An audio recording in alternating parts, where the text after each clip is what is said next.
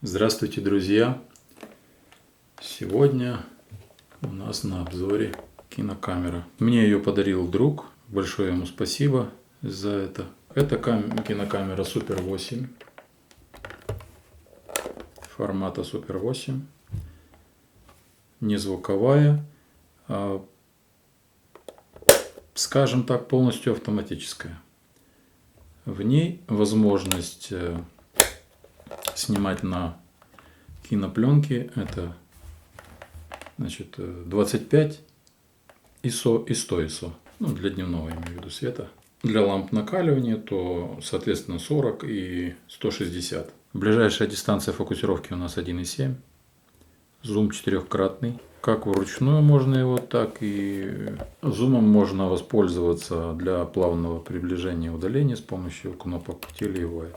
У нас здесь есть кнопка включения-выключения камеры. Очень мне нравится, что здесь лампочка.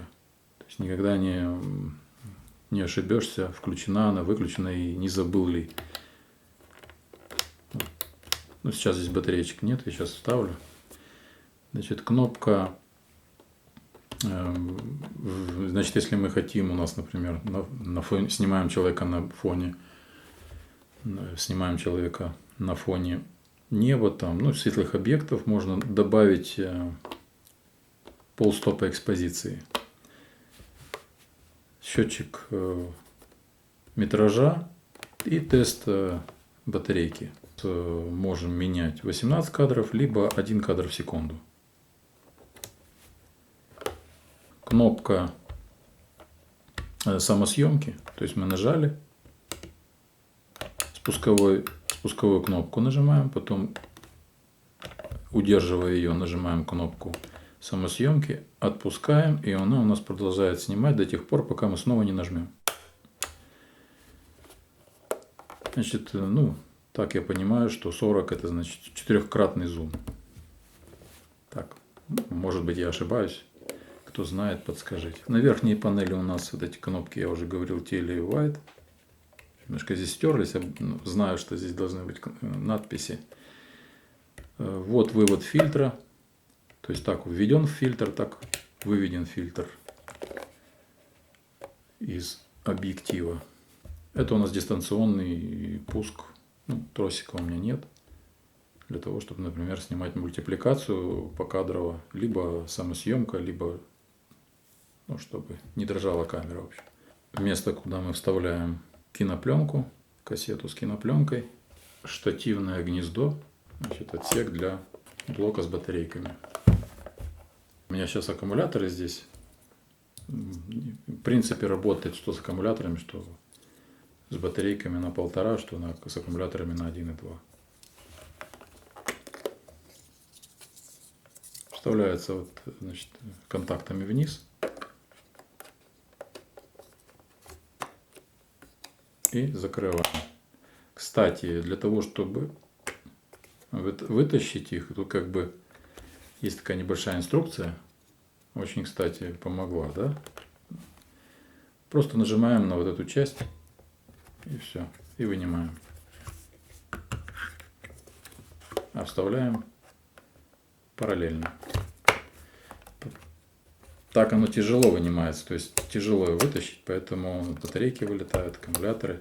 То есть вот простая инструкция. У кого камера с подобными, значит, блоками от батарейки, просто нажимаете пальцем, и все, она вылетает. Кстати, не знал, пока не получил эту камеру. Все, теперь у нас, значит, должно загореться питание, когда мы включаем, да. Вот у нас лампочка загорелась, очень удобно. Очень удобно, вот функция хорошая. Что еще по видоискателю? В видоискателе там мы видим в верхней части экрана, стрелочка показывает диафрагму от 1,7 до 22. Эта кнопка, мы можем вмешиваться в автоматику, добавляя полстопа где-то. Я так посмотрел, не 1 стоп, но полстопа плюс. То есть, допустим, у вас была диафрагма 4. Вы нажимаете, у вас получается, открывается диафрагма между 2,8 и 4. Ну, либо если у вас там диафрагма 8, нажали кнопку, у вас на полстопа открывается, становится между 5,6 и 8. Значит, в этом смысле, когда у нас камера полностью автоматическая, эта кнопка имеет большое значение. Да? То есть мы как-то можем играться и регулировать. Значит, у нас очень ограничено, конечно, сейчас современные пленки. И тут только 25 и 100. Получается, можно использовать кинопленки ISO, да. Ну, я думаю, что 200 единиц, 200Т, так как здесь 160 при лампах накаливания. Скажем, жалко, что вот небольшое ограничение есть. Если хотя бы еще бы 200 было бы, уже было бы как-то... Или там 50, например, да, 25, 50 и 100 было бы хорошо, как раз 50 не хватает. Вот здесь у нас кнопочка есть такая, которая определяет у нас 25 либо 100. Ну, то есть, когда она нажата, значит, у нас получается, что будет 25. А здесь ввод-вывод фильтра. То есть, когда нажато, фильтр выводится. Когда отпущено, ну если прорезь, тут прорези нет. Вот здесь, например, у нас, да, прорезь есть. Значит, фильтр у нас не выводится, он остается. Но мы можем его, это в положении солнышка, но мы можем его вывести вручную, то есть убрать фильтр. А если у нас, значит, здесь солнышко, да, то вот в таком случае здесь прорези нет, поэтому кнопка, значит, этот штыречек, он выведет фильтр из объектива. И можем спокойно снимать на пленку с обозначением D, то есть для дневного света. А это у нас для ламп накаливания. Но если мы находимся на улице, да, то нам нужно, чтобы солнышко было здесь. Это в случае с лампами накаливания.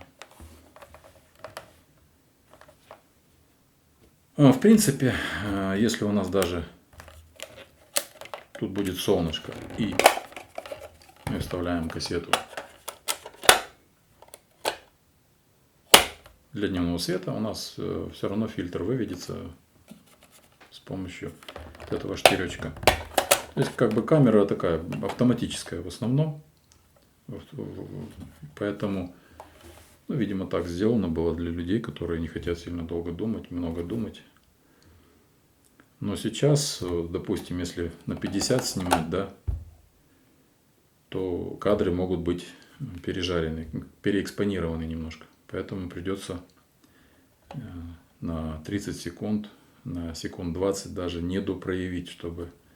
Хотя я думаю, что кинопленка выдержит даже. Ну, я бы не допроявил секунд 15-20. Тогда она сработает у нас как 25. Как 25. Так, значит, я уже говорил, здесь у нас покадровая. Проверим. Если вы снимаете мультипликацию, тогда нужно воспользоваться этим гнездом и шнуром и с пультом дистанционного управления. Пуском. И 18 кадров. Все, больше здесь никаких частот нет.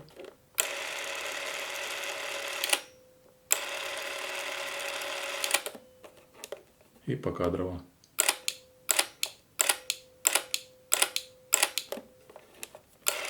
Работает камера не громко. Не громко. То есть тихая камера, хорошая. Хотя пластмассовая, полностью пластмассовая. Она такая легенькая. Объектив здесь хороший такой.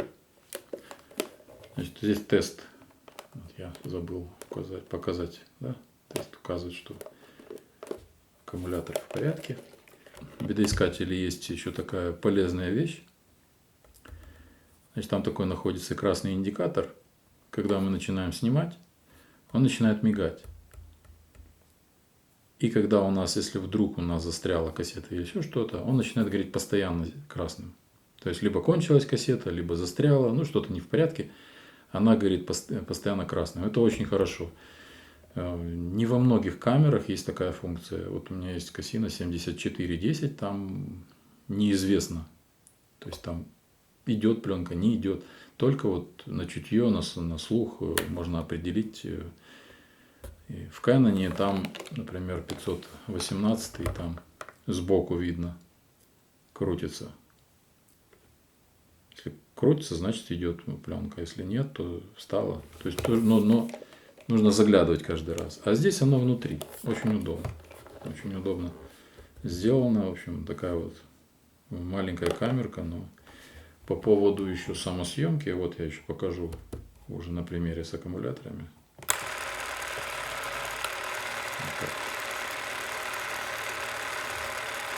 И нажимаем. Все. Как у нас пленка идет, да? Ну, такая тестовая. Просто ради интереса, как она.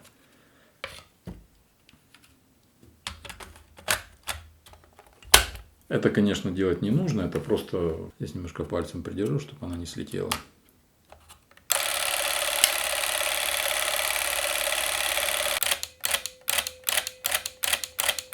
Можно делать такие себе таймлэпсы. Даже с рук я пробовал снимать. Не этой, конечно, камеры еще, пока я на нее ничего не снимал. Снимал на кварц 1/8 Super S, вернее 2. Снимал с рук. Приближение дизель-поезда. Ну, давно еще, в 80-х годах. И ничего, с рук тоже. Как бы так. Сильно даже не удерживал так примерно, но получилась ускоренная съемка.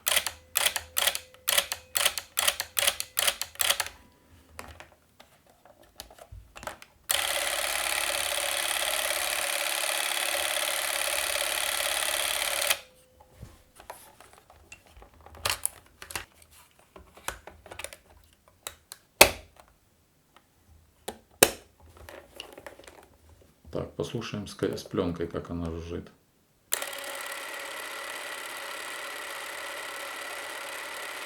Ну, как бы тихо. Я не сказал бы, что сильно громко. Слышно ее, конечно, но очень даже не... Как для пластмассовой камеры, она не сильно шумит.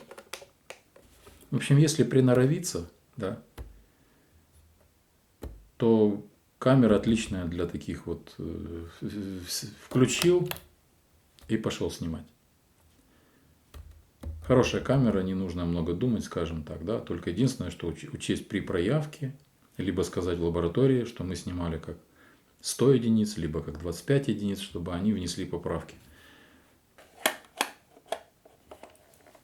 Да, вот при 200 он у нас хвостик этот, значит, штифтик не цепляет, а при 50 он будет зажимать. По поводу экспозиции у нас получается, что камера думает, что здесь 25, она будет открывать.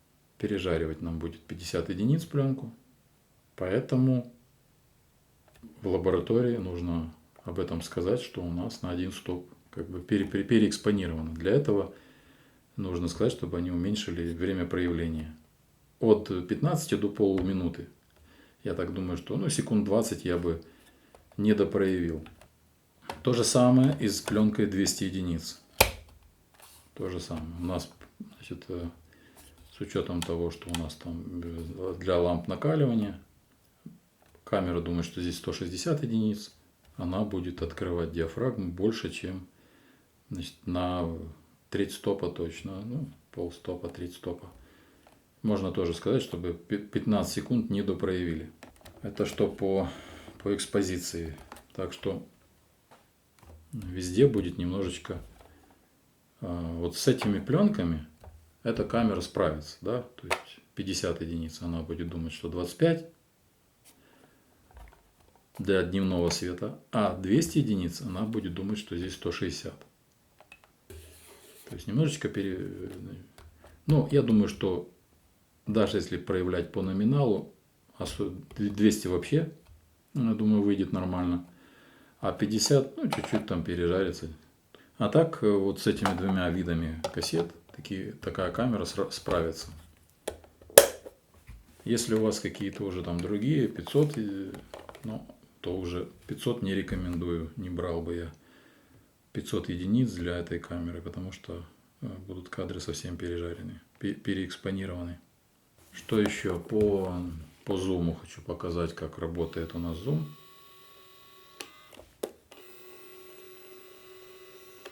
Очень тихо. То есть с такой инерцией даже останавливается. Не будет сильно резкого такого удара на изображении. Единственное, что в крайнее положение, когда вот так.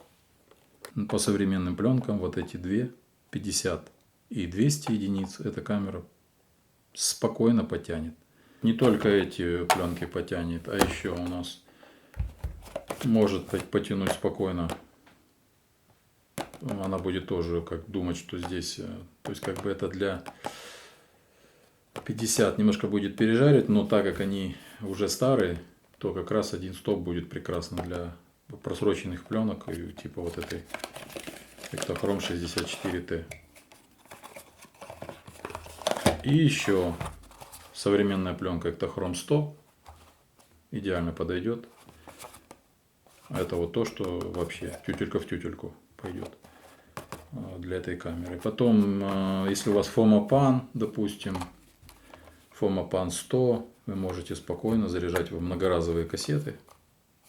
И тоже будет прекрасно работать. Единственное, что нужно будет здесь многоразовый вырезать, чтобы не нажимался штифт, чтобы не нажимался штыречек, нужно будет, там у меня видео есть, как превратить в 100 единиц, да, ну просто убираем перегородочку, даже можно всю убрать, и специальная кассета у нас будет, вот Fomapan, допустим, R100, тоже будет с этой камерой прекрасно работать. Ну, тесты еще покажут, я поснимаю что-нибудь. Фокусировка здесь идет, значит, есть клин, такой диагональный клин. Приблизили, трансфокатор раньше назывался, зум приблизили, навели на резкость, потом отдалили как вам нужно и снимаем. Диаметр фильтра здесь 58. А еще хотел сказать, здесь, значит, обтюратор 180 градусов, значит, выдержка здесь 1,36 получается, так, где-то 1,40, 1,36. В принципе, на улице она 22 диафрагма, она справится хватает закрыть диафрагму, и в помещении она будет тоже хорошо видеть, скажем так, при, например, 200 единиц пленка будет отлично работать. Скажу честно, мне понравилось. Да, это такая легкая для путешествий. Ручка не складывается, но это не обязательно. Она очень удобно расположена, имею в виду угол. И хват хороший.